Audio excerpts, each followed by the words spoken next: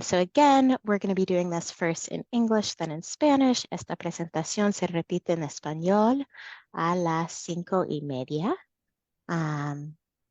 So my name is Sarah Feldman.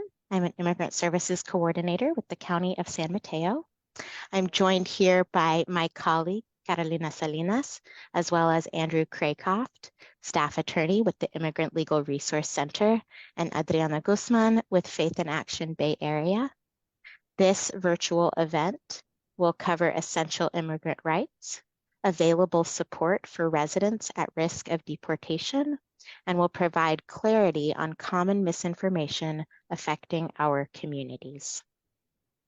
And so with that, I am going to pass it over to Andrew Craycroft. And Andrew, can you tell us a little bit about what this is, this red card, the rights that it's referencing, and how folks can use it? Sure. So good evening. As Sarah mentioned, my name is Andrew Craycroft. I'm a staff attorney with the Immigrant Legal Resource Center.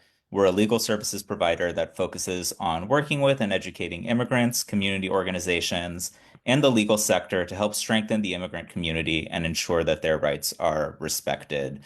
And so to that end, I will talk a little bit about these red cards that we publish and make available and how they can be used. But taking a step back, no matter what your immigration status is, it's important to know your rights. And we'll go over how you can exercise these rights when dealing with ICE or other immigration officials. But these rights also apply if you're interacting with the police or any other law enforcement or government officials, not just immigration. And you have a number of rights when it comes to dealing with the government, and understanding them can be quite complicated. So the ILRC has created these red cards as a reminder of sort of the most important things to keep in mind. So first, you have the right to remain silent, which is familiar to anyone who's watched a police procedural on TV in the last 50 years.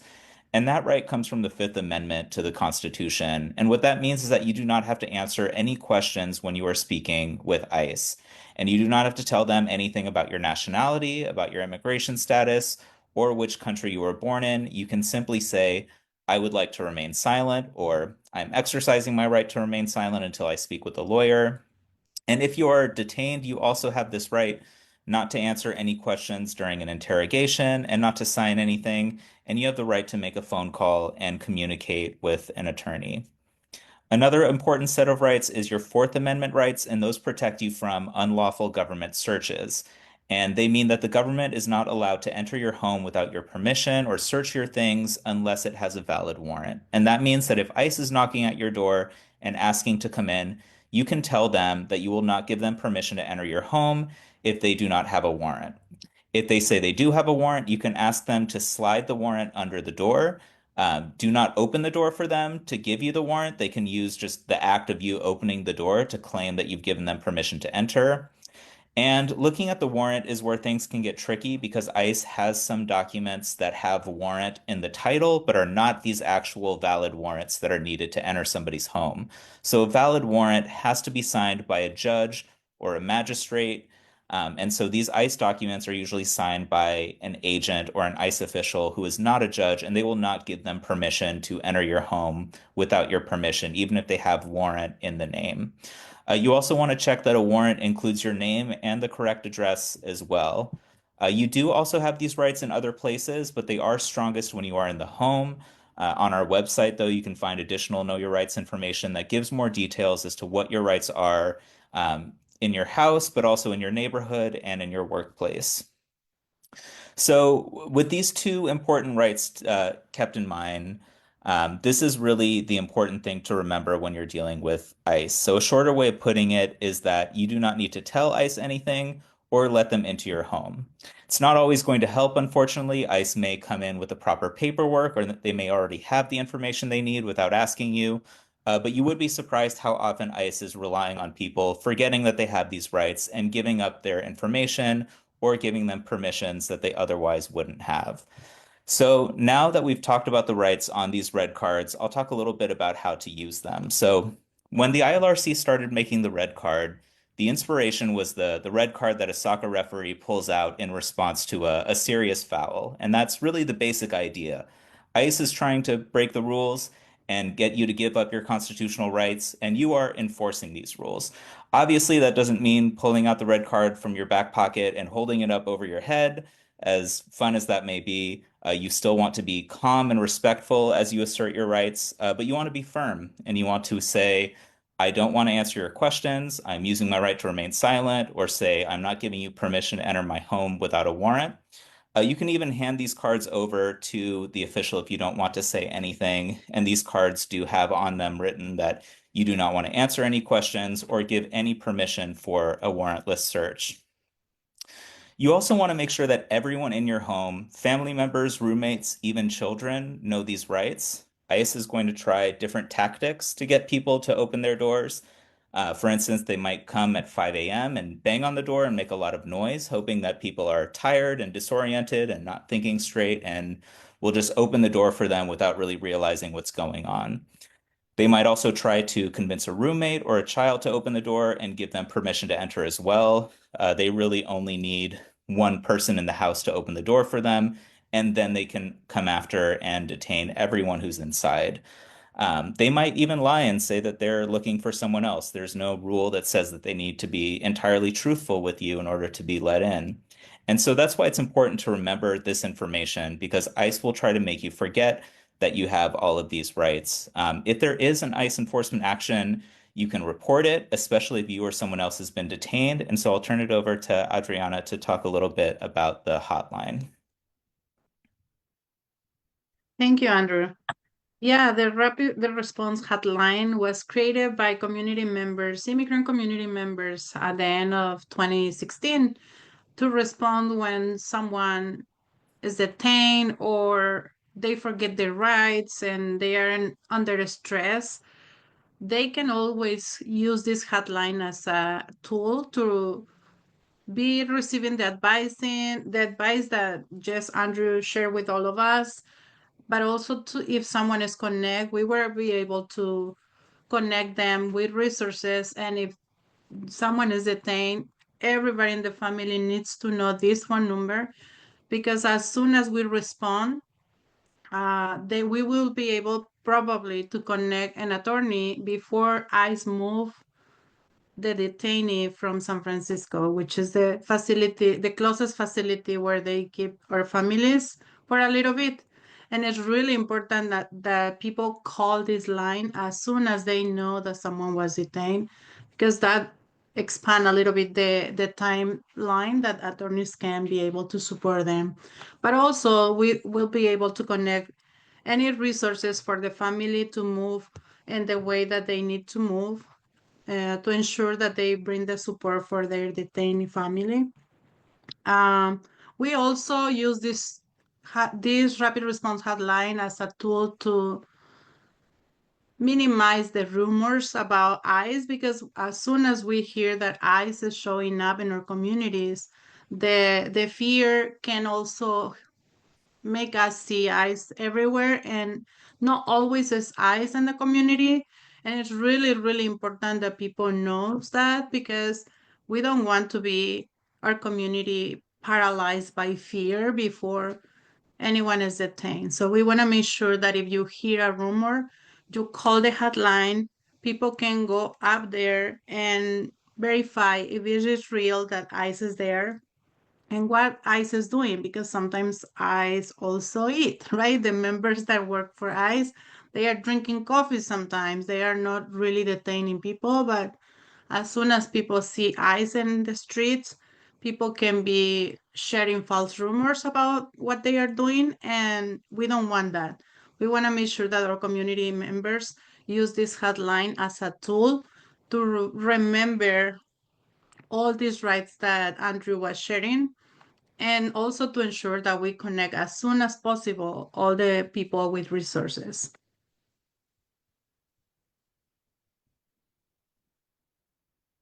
So you mentioned that if someone, if they have a family member who is taken into custody, or that kind of encounter, that they can call this line in the hopes of connecting with an attorney and getting to them before they're moved. Could you just talk a little bit more and give some kind of background about what that like, and then maybe what someone might expect if they call the rapid response hotline? Sure. We are connected with our partners organization, our local partners organization like Community Legal Services in Palo Alto, Pangea, and they are usually in hold in case that we confront ICE, any member of the community confront ICE, and we connect them through the rapid response. They are on hold to see if it's time to go to ICE. They can send someone to support the family members to talk to the detainee, and as well as seeing if it's possible to fill it up a form to start to see and win time, right? See if it's possible for them to stay in the area.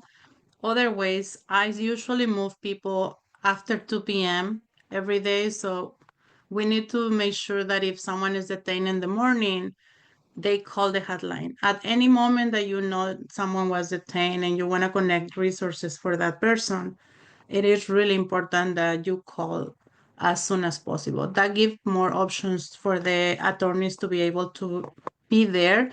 We don't have so many attorneys, so it is important that community members know that the legal organizations are very limited also.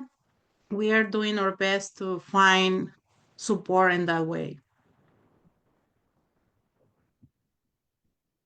So for folks to call kind of as soon as something happens, is this number a number that people can call 24 hours a day? It's the middle of the night, something happens, it's okay to pick up and call that line? Yes, this phone number is 24-hour service. If for any reason your call failed and nobody was able to take the call, you can leave a message and someone will give you call back as soon as possible. It is really important that you leave the message because we hear also the messages. Most of the calls have been answered at the moment, but technology always is a little complicated. So we want to make sure that people leave message because that's an option, and we will call them back as soon as possible. But it's 24 hours. This exactly was the idea of immigrant leaders who knows that I show up in the morning, right, in the middle of the night, on holidays, and they really start with this idea of having a central place where people can call and receive support, even that is a holiday, even that is in the morning or at night, because we know that's how ICE usually show up to pick it up people. Thank you so much for that great information. So this next section, we're going to just talk a little bit about kind of zooming out from those emergency situations and talking more generally about family preparedness with regards to immigration, including a child care plan, documents to keep safe, how to find a trusted legal provider, and how to avoid fraud. So I'll pass it back over to Andrew. Could you talk a little bit about what child care planning would look like and some of the documents that folks should be gathering if they do have concerns about being at risk for deportation?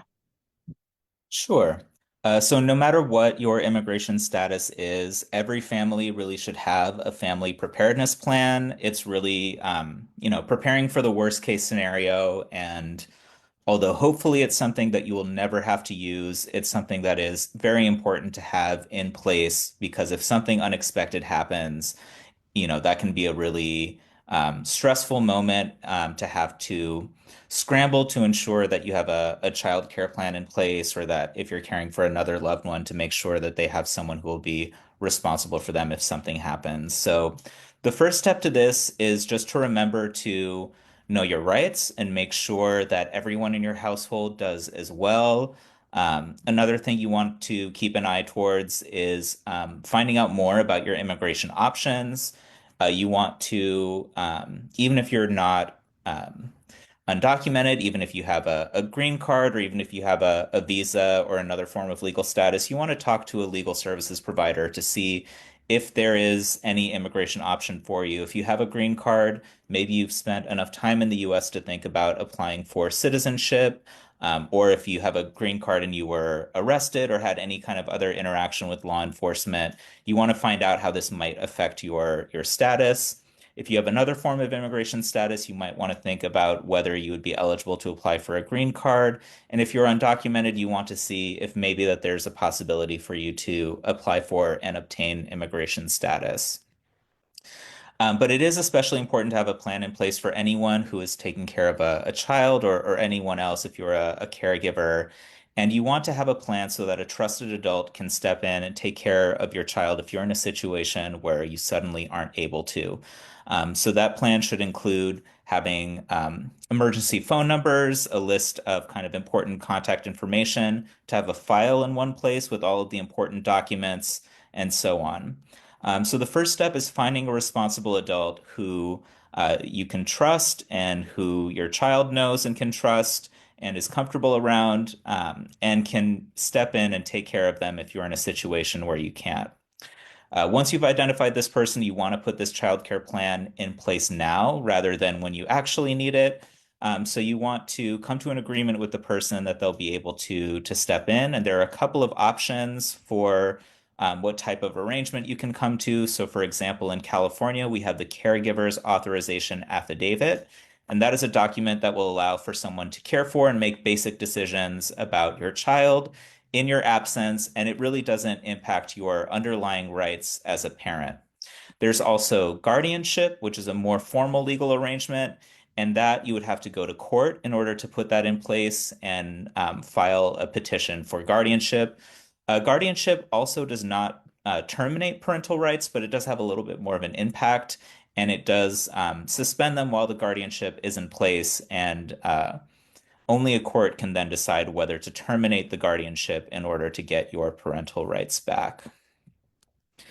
And you also, as I mentioned, want to gather all of these important documents into a file that will be easy to find in your absence so that whoever the caregiver is can step in. You also want to make sure to talk to your child about what the plan is and what that means in a way that doesn't worry them or cause them stress, but just let them know that if something happens, that they will be taken care of by this other person.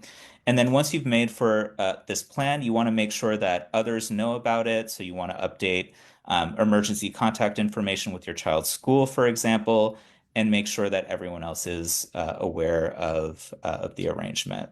And again, this is not something that you would necessarily want to have happen, but you want to be in a position where you're prepared just in case there is something that happens and you are detained or otherwise unable to take care of your child for a period of time.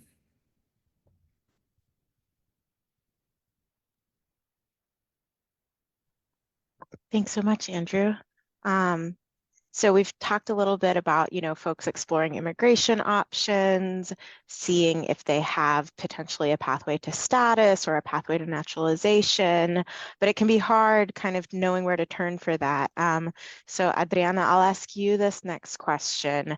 What would you recommend as a first step for someone who is looking for a trusted legal provider while trying to really avoid fraudulent services or any kind of untrustworthy services? Unfortunately, we know that this is an area where scams can take place. So how would you recommend that folks go about finding that legal services provider? Yeah, I will definitely advise people to go first to any agency that is local, because these legal partners are really real. They will be able to assess and advise them on the legal process really quickly. But also if for any reason, because they cannot take the case or they are out of capacity at that moment, they can refer them with a trusted attorneys. Because we know that these moments of uncertainty, our community are more vulnerable and there will be a lot of probably opportunity to for other people to take advantage of these moments, and we want to make sure that they connect with the legal partners in the area. We have Legal Aid, we have ClearSpa, we have a lot of them, and you can name it. We don't have a lot, but we have enough for them to use them as a first step. Then they can refer with the attorneys they have. Usually they have a list, so you can start to connect with more attorneys and find whoever can represent you.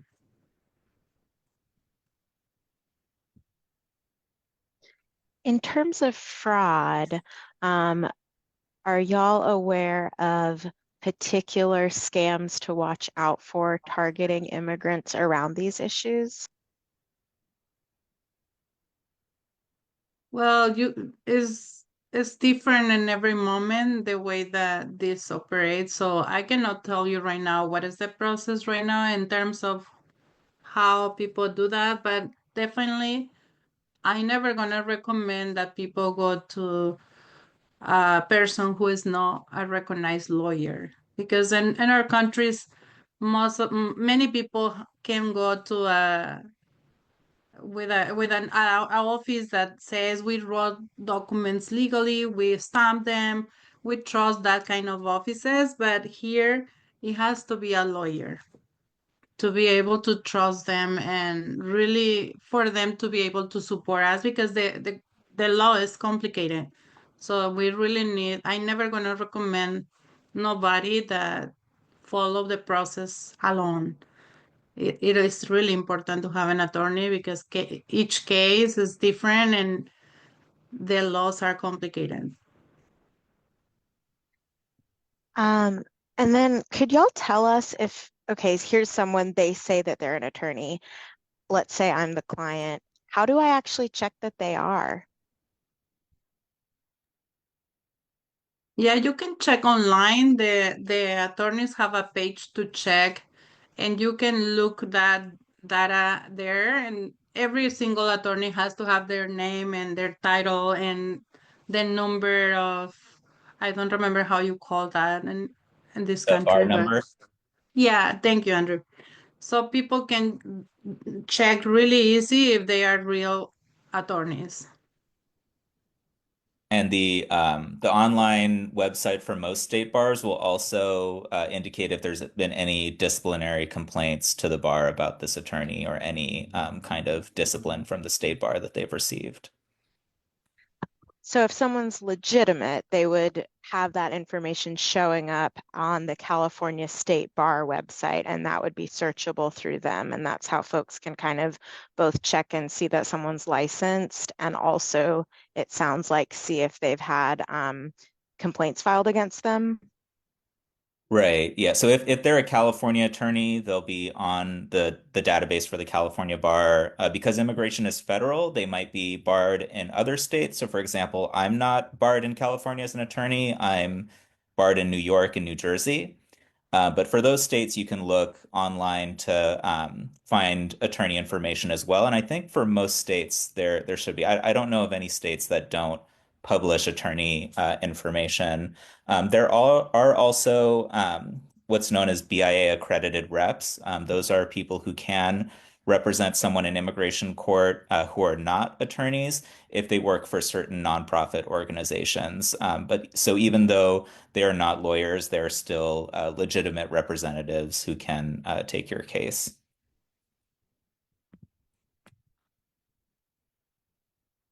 Awesome. Thank you so much.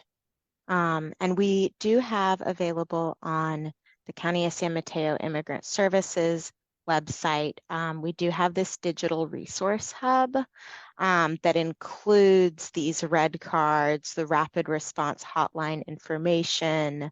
Elsewhere on our website, we do have a link to see local immigration legal service providers. So that information is available on our website. And then we have about 5 minutes before we loop into our Spanish portion of our presentation. So I did just want to open it up. If anyone watching has any questions, you can drop those questions in the chat. And then we do have information up here for y'all to see how to stay connected to the Immigrant Legal Resource Center, to Faith in Action, and to San Mateo County Immigrant Services. So I'll go ahead and just see if we have any audience questions. One thing that a question that we have been getting, we have seen fear in the community as well as in the news and on social media of possible mass deportations taking place. So I would like to ask, what do you recommend to folks beyond the information you've already given, if folks are concerned about that, and how do you recommend that families ensure they're getting their immigration news from those trusted sources to really know what's going on?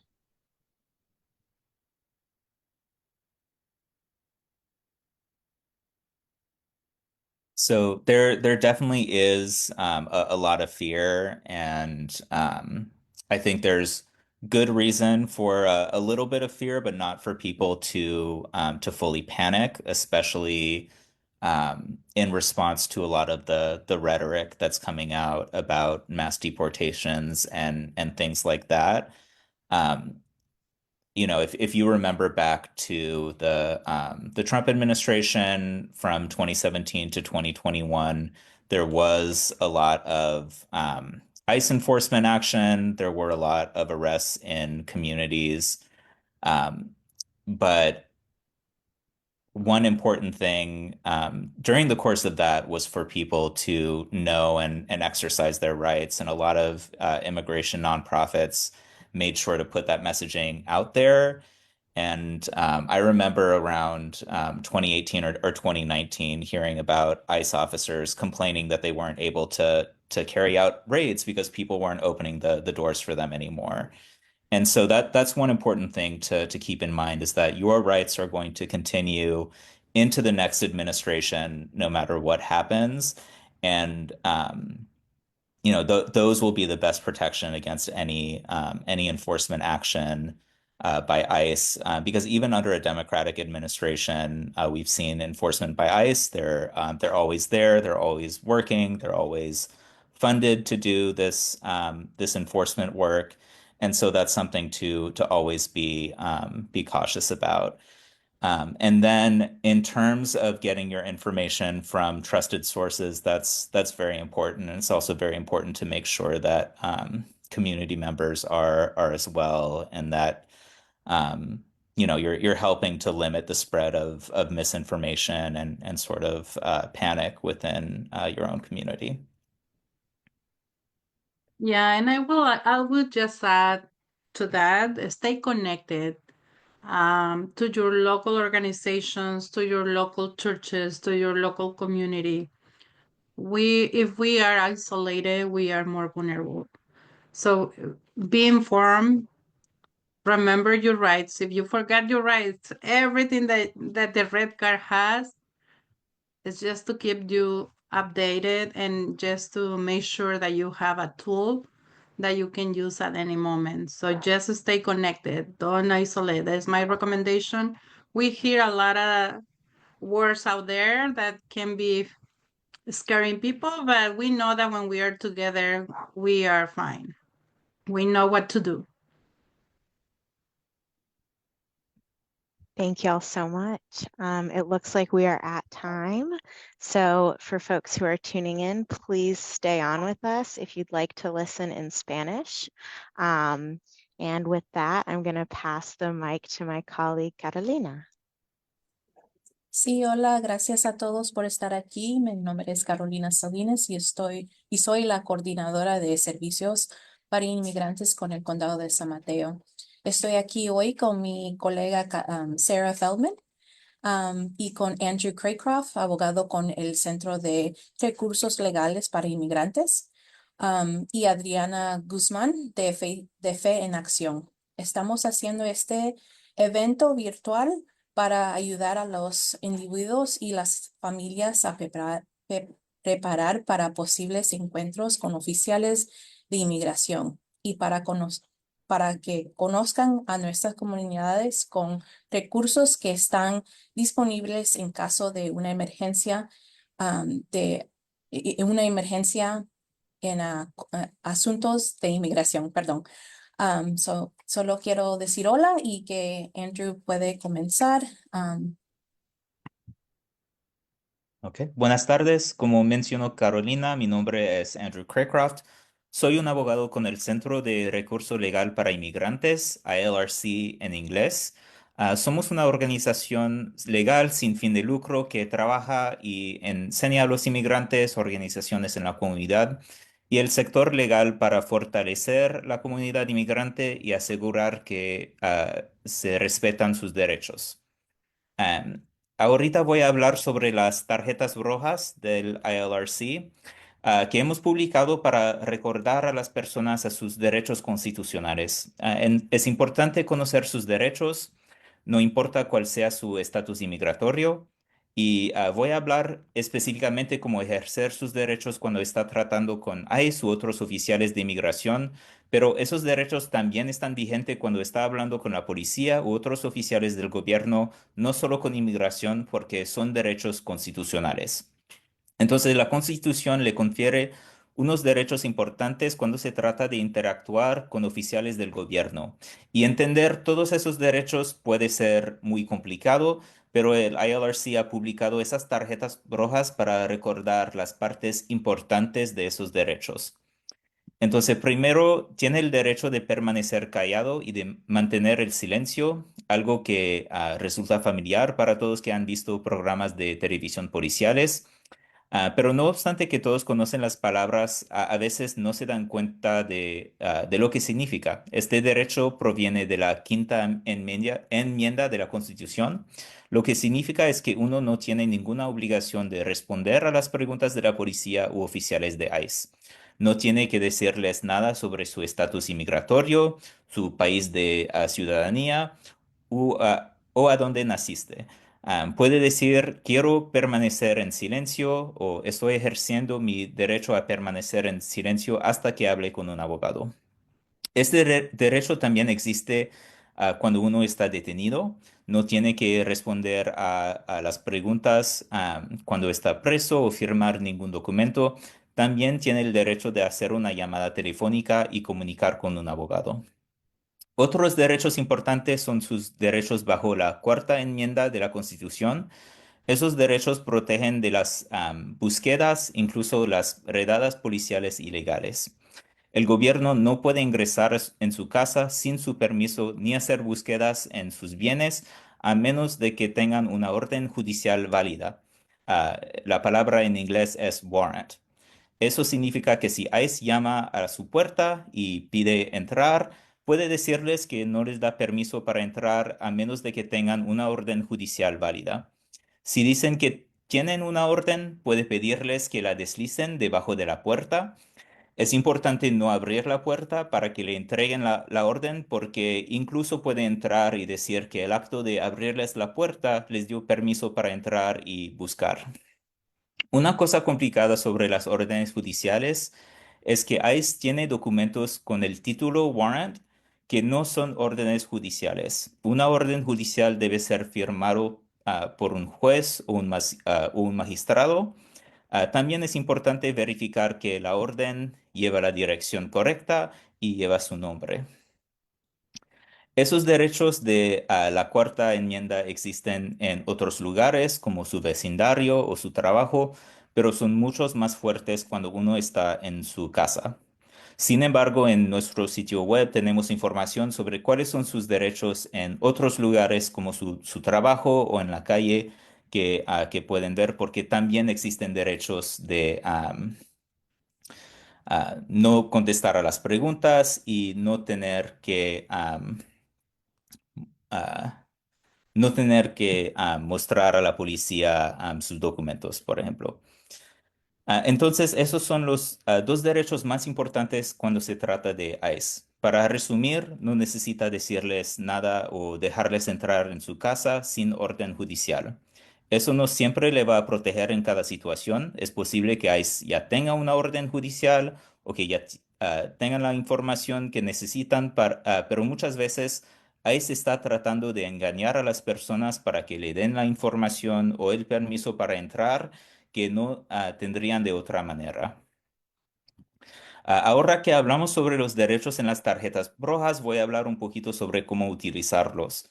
Cuando el ILRC empezó a publicar las tarjetas rojas, la inspiración era la tarjeta roja que un árbitro muestra cuando hay una falta seria en un juego. Y es la misma idea. Ahí se está tratando de cometer una infracción y está tratando de convencerle en abandonar sus derechos, pero usted está haciéndolos cumplir con las reglas constitucionales. Claro que eso no significa sacar la tarjeta roja de su bolsillo y mostrárselo como un árbitro. En cambio, necesita mantenerse calmo y respetuoso, pero firme y decir, no quiero contestar sus preguntas. Estoy ejerciendo mi derecho a permanecer quieto o no le doy permiso para entrar en mi casa sin orden judicial. También puede entregarles la tarjeta y la tarjeta dice que no va a contestar a sus preguntas y tampoco le va a dar permiso para entrar en su casa. Además, es importante que todos en su casa, que sean familiares, compañeros de cuarto o hijos, sepan esos derechos. ICE puede usar varios tipos de intentos para convencer a alguien a abrirles la puerta. Por ejemplo, pueden intentar venir a las 5 de la madrugada, golpeando en la puerta, haciendo mucho ruido para que las personas estén desorientados. Es la madrugada, no están pensando con claridad y podrían abrir la puerta sin darse cuenta de lo que están haciendo. Los oficiales podrían convencer a un niño u otra persona en la casa a abrirle la puerta. Solo necesitan que una persona les abre la puerta y pueden detener a todos que están adentro. Por eso es importante que todos en la casa, no solo usted, sepan cuáles son sus derechos. Y también pueden tratar de decir una mentira para tratar de engañar a una persona para que le abre la puerta. Pueden decir que están buscando a otra persona, por ejemplo, y no necesariamente tienen que decir la verdad para obtener este permiso para entrar.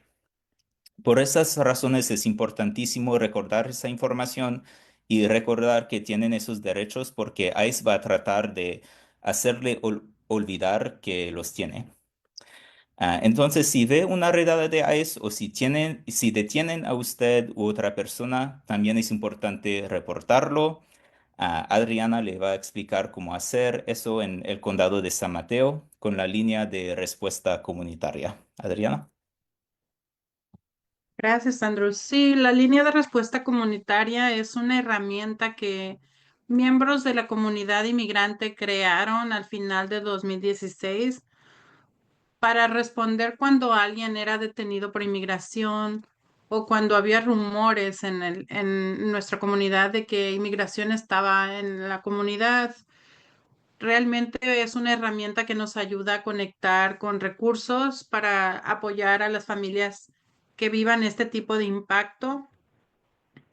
Es muy importante hablar lo antes posible. En cuanto ustedes saben que alguien fue detenido, es importante hablar porque entre más rápido conectamos los recursos existentes, la familia va a tener oportunidad de sobrepasar esta experiencia tan fuerte y también conectarle los recursos legales que necesite la persona detenida.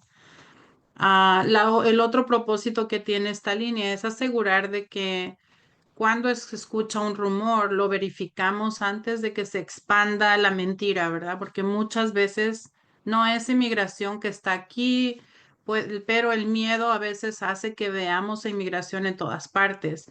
Y a veces la policía está haciendo algún chequeo y piensan que es una redada de inmigración, entonces es muy importante llamar a esta línea para que podamos verificar esos falsos rumores y que nuestra comunidad no viva con ese miedo antes de ser impactada, ¿verdad?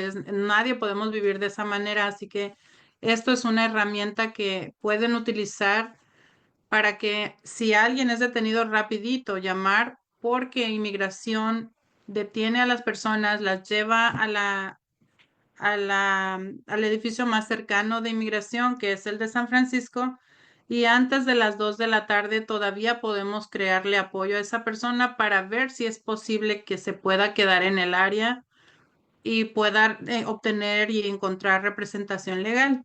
De lo contrario, después de las 2 de la tarde, usualmente ICE mueve a las personas a diferentes partes del país y es un poco más difícil encontrar apoyo. No es imposible, aun si ya pasó ese tiempo, es importante llamar. Nuestra comunidad realmente necesita tener esto como herramienta. Si olvidamos todos los derechos que tenemos que Andrew acaba de compartir, es otra forma de utilizar esta herramienta como un recordatorio de esos derechos, ¿verdad? A veces tenemos preguntas, no sabemos qué hacer. Y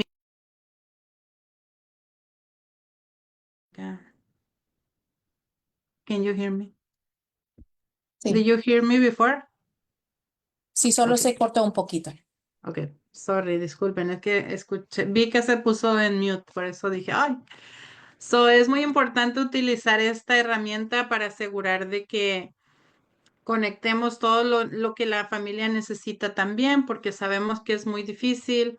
Tenemos agencias comunitarias y es importante conectarle con ellos, ¿verdad? Agencias de servicios, pero también agencias legales que pueden darles la primera consultoría, pueden incluso si alguien fue detenido y fue llevado a inmigración, ellos pueden ir a hablar con esta persona detenida, tratar de llenar una forma que se llena para que la persona pueda quedarse en el área, pero es muy importante que ustedes llamen, porque si estamos solos, es más difícil encontrar el apoyo al tiempo que se necesita.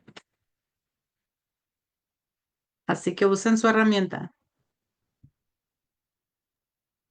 Muchas gracias. Sí, la tarjeta roja y este número de la línea de respuestas comunitarias bien importantes. Por favor, si necesitan tomarle foto, tómenle en foto, pero también se pueden pedir. So, vamos a ver si tenemos alguna pregunta. Estamos escuchando a diferentes miembros de la comunidad que buscan abogados. Adriana, si los puede decir, ¿cuál fuera la mejor manera de saber si estos abogados son, no están causando fraude o si son abogados de verdad? Bueno, la primera recomendación es ir a las agencias comunitarias de su área, que son abogados que conocemos y creemos en ellos porque hacen el trabajo bien hecho para la comunidad. Y la otra forma de saber es, realmente no es recomendable que vayan a ningún tipo de oficina que promete ayudarnos con los procesos, pero que no son abogados. Sabemos que en nuestra comunidad, en nuestros países, hay otro tipo de agencias que ayudan con eso, pero aquí necesita ser un abogado, oficialmente abogado. Entonces, es muy importante que chequen. Otra herramienta, pueden buscar en línea en la barra de abogados de California y todos los abogados tienen una serie de número que es su certificación. Entonces, ustedes pueden asegurar de que ellos son realmente abogados de inmigración. Es muy importante que sea abogado y que sea de inmigración porque las leyes son complicadas y solamente ellos que están actualizándose muy seguido saben cómo las leyes pueden aplicarlas a los diferentes casos, ya que cada caso es único y envuelve muchas situaciones y es muy complicado. Por eso debe ser que ustedes busquen una asesoría legal. Perfecto, gracias. Y también es bien importante de que todos nosotros sabemos los derechos que tengamos, pero también es importante para la preparación familiar. ¿Nos puede contar más información, sobre la preparación familiar, Adriana o Andrew? Yo puedo hacerlo. Cada familia debe tener un plan de preparación familiar. La idea no es que lo tengan que utilizar, eso sería como el peor escenario, pero es buena práctica estar preparado y tener uno a la mano para reducir el estrés si algo inesperado ocurre. No es para asustarles que estamos diciendo eso, es importante para todos los padres o toda persona que está cuidando a otra persona, tener este plan, am, pero ojalá que nunca tendría que utilizarlo. Am, el primer paso es conocer sus derechos, como ya lo explicamos, eso es muy importante. La segunda parte es averiguar cuáles son sus opciones de inmigración, que sea su estatus de inmigración. Si usted está residente permanente, puede averiguar si tiene el derecho de aplicar para la ciudadanía.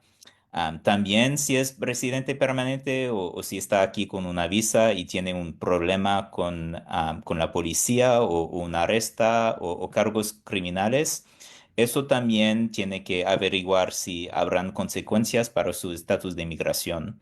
Si está aquí con una visa, también puede ver si la residencia permanente es una opción.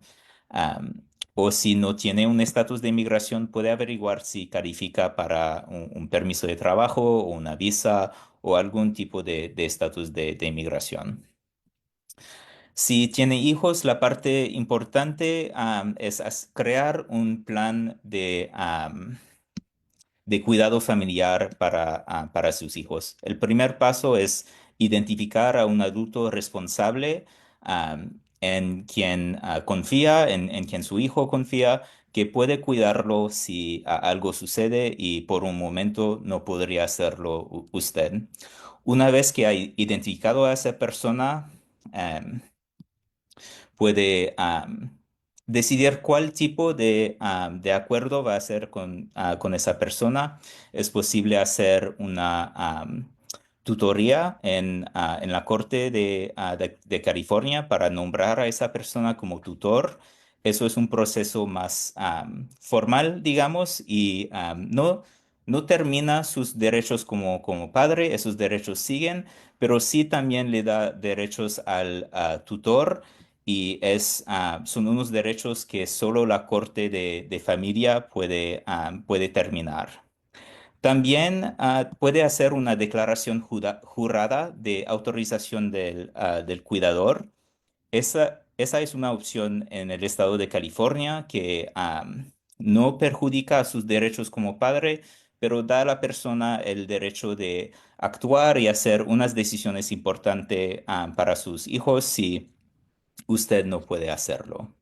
Una vez que tiene el plan, es importante comunicarlo a los demás, comunicarlo a la escuela de sus hijos, por ejemplo, y también comunicarlo directamente a su hijo de una manera para no preocuparlo, pero también para que sepan cuál es el plan si algo sucede y usted no puede cuidar para ellos. También es importante organizar sus documentos en un archivo que los otros pueden encontrar y pueden utilizar cuando necesitan esos documentos. Y otra vez, eso no es porque creemos que será necesario para la mayoría de las personas. No creemos que va a suceder algo, pero es importante que todos estén preparados.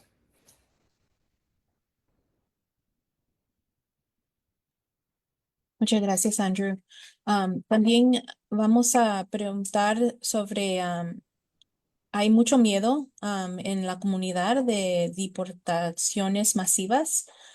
¿Qué nos pueden recomendar a nuestra comunidad cerca del miedo que está pasando ahorita en nuestras comunidades?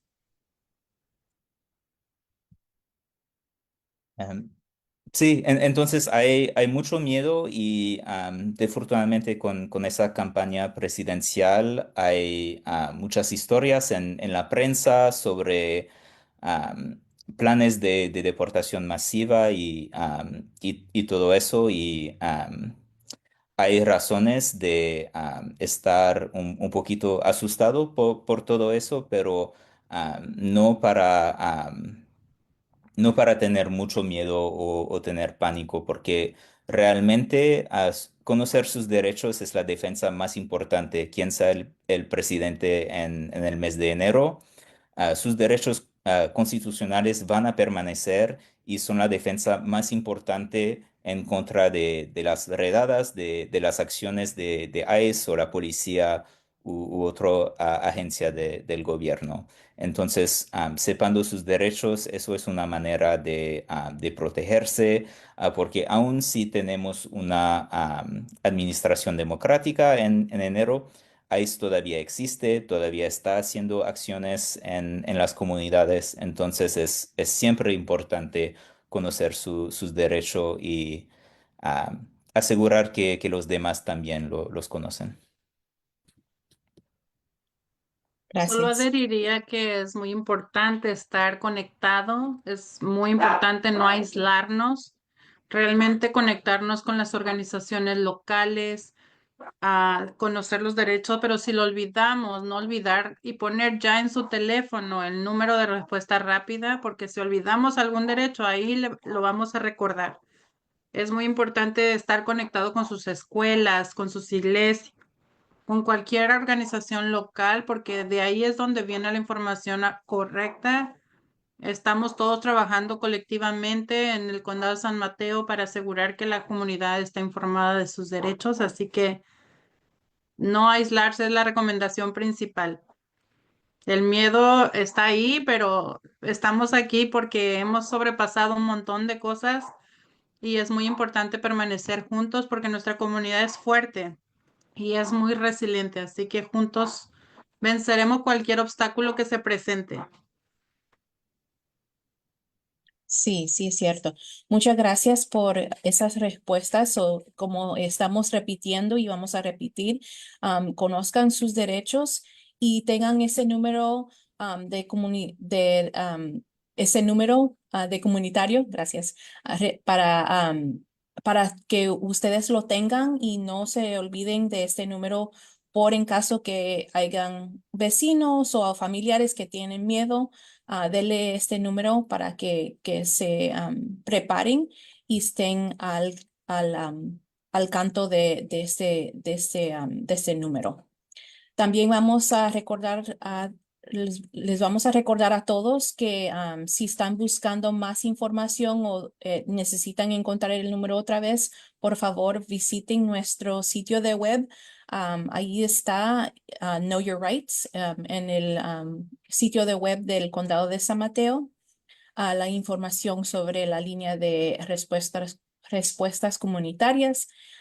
Otra vez pueden encontrar las tarjetas rojas y el enlace a los recursos de ILRC que los dio Andrew cuando comenzamos este evento.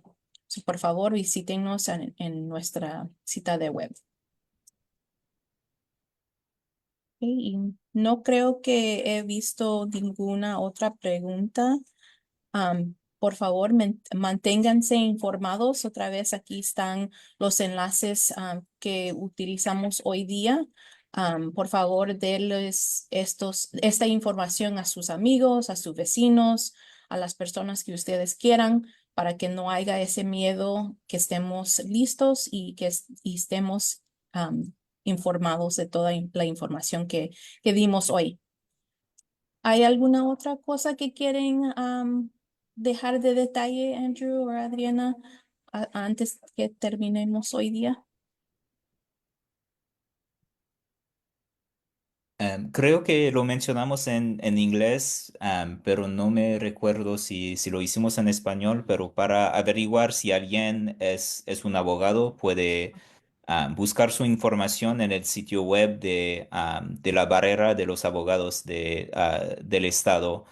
Entonces pueden ser miembros de la barrera del estado de California, u otro estado, pero creo que cada estado tiene este sitio web en donde puede averiguar si alguien es un abogado, si tienen quejas en contra de ellos y si tienen alguna disciplina con la barrera.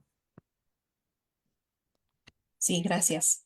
Y también esa información se puede encontrar en nuestro sitio de web en el condado de San Mateo, pero también lo vamos a agredir al chat.